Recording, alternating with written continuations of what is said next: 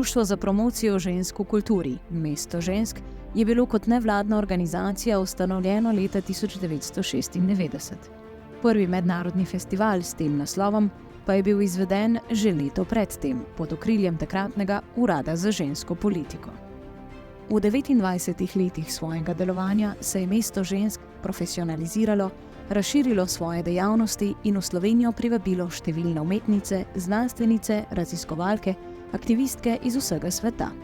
Društvo Mesto žensk je širši javnosti znano predvsem po organizaciji festivala, a njihove dejavnosti so zastavljene bistveno širše. Društvo in njene članice so namreč tudi same ustvarjalke in producentke mnogih umetniških del.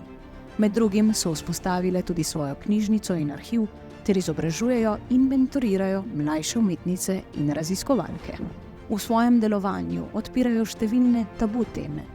Perečih družbenih vprašanj se lotevajo na inovativen način, hkrati pa se zavzemajo za izboljšanje delovnih pogojev ter za enake možnosti vseh, ki delujejo v kulturi in umetnosti.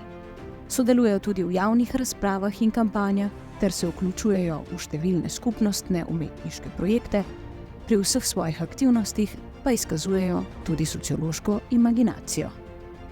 Njihov vsakoletni festival je vedno večplasten in zaobsega tako performativne umetnosti, glasbene dogodke, filmske projekcije, razstave različnih umetnostnih praks, kakor tudi diskusije na vedno aktualna vprašanja. Letos je to vprašanje feminističnih, nenasilnih bojev in uporov, kar je zagotovo pomembno sociološko vprašanje. Zaradi vsega naštetega Slovensko sociološko društvo podeljuje Društvu Mesto žensk priznanje za strokovno delo na področju sociologije.